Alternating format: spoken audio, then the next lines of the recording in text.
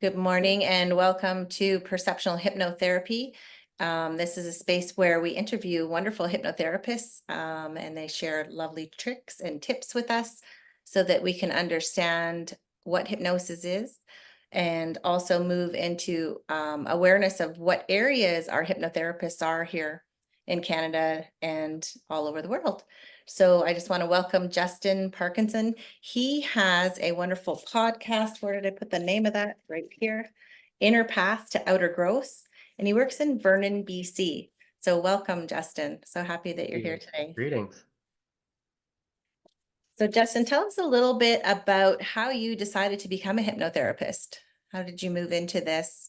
What made me decide to become a hypnotherapist? Really, I wanted to reach the deeper meanings of my personal self, personal introspection. I'd read many books. I didn't know anything about it outside of TV shows, and I struggled to find a hypnotherapist that I connected with. And anyone who knows anything about hypnotherapy is having rapport or connection with the individual is the utmost important. And I struggled. I did interviews, couldn't find anyone I felt good with. So I thought, okay, what does it take to become a hypnotherapist? To do it myself. And I looked it up, found the Haven Ridge School of Hypnotherapy in Salmon Arm, and that's really where the journey began. And that's what brought me to hypnotherapy. I wanted to find something deeper myself, and it opened up the universe to me. Oh, wonderful. And I was really lucky to work with Justin at the Haven Ridge School. So that was such a really fun class that we had. I Mhm. think one of our best ones, really. We had a lot of huge changes, shifts. It was a miracle, and so amazing having you there. So what is something that you could say that impacted one of your clients, something that kind of stands out, an aha moment since you started practicing hypnosis? So this one client, they were one of my very probably first 5 clients outside of school, and they continue this day to be the most inspirational one. Uh, they Their partner had passed away 2.5 years prior.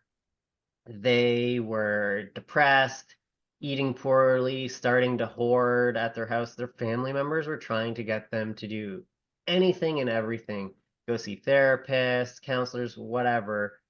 And they struggled, and their life was, it was spiraling out of control. This was a man who had everything together, provided for their family. All their kids had grown up by this point, but losing their partner had destroyed them. And in a single session, this is what really proved to me. I mean, I've had personal revelations, but in terms of helping other people, in a single session, within like an hour even, I brought them through this nice, gentle script, had them meet up with someone they'd been wanting to meet for a very long time, very open-ended the whole time. And their partner showed up. They had very deep conversation, tears and everything. I mean, it impacted me pretty heavily. I had to use my own tools to keep my own emotions down. But by the end, they came out and they were smiling and they looked like a new person. They looked lighter. And I found out like by our next session that the next day they had taken their wedding band off that they hadn't taken off in 2 years. They started cleaning their place. They started selling stuff to live a healthier lifestyle.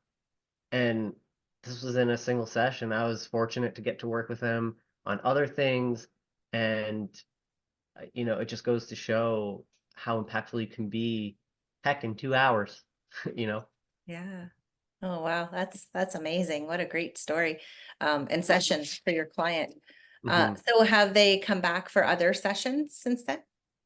They've not, Okay, from the information I've gathered and speaking to them and those around them, they continue to lead a healthier lifestyle. wonderful. And and they've not regressed back to anything. Their life has changed and it continues to move forward.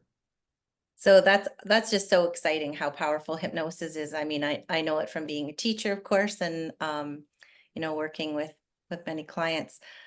One session, it can change Mhm. so much, so fast. It's so powerful, exciting. So is there something that you could suggest to the audience, a practical tip or a trick that might help them with their day-to-day processes, or maybe something outside the box?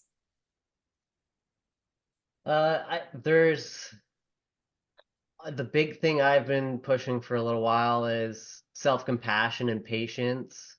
Oh, yes. So for everyone, I tell people treat your subconscious like it's a child. How would you treat your kid or your friend's kid or, children in general?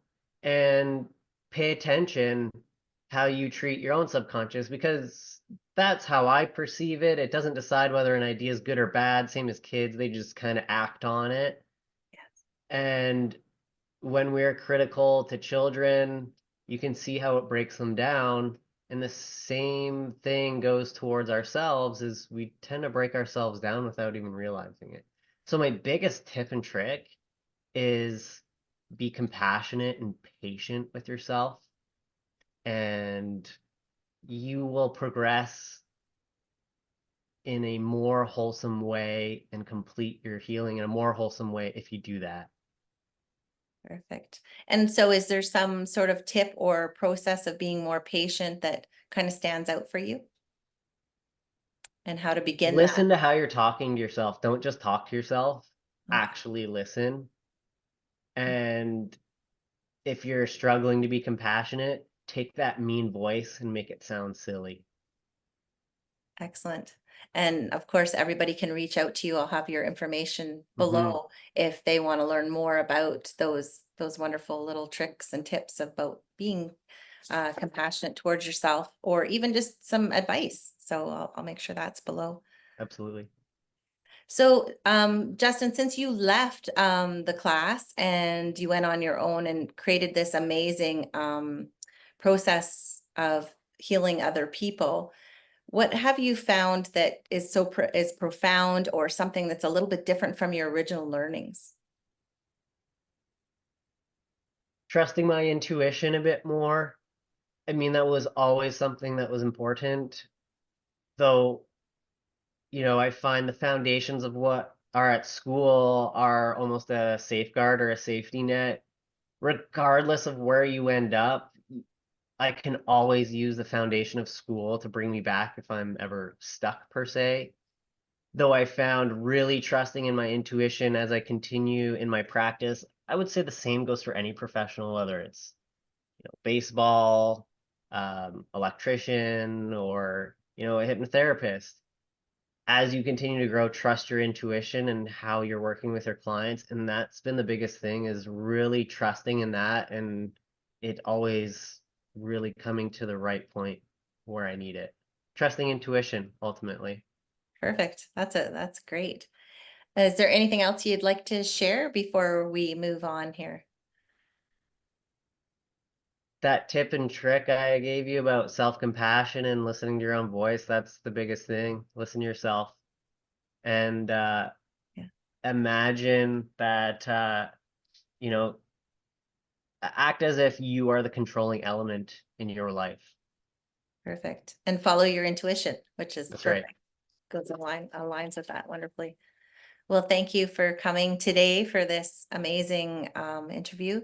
And of course, we'll put all of Justin's information on the bottom, and we will chat with you next time. Thanks for coming, Awesome. Thanks for Justin. having me. Take care.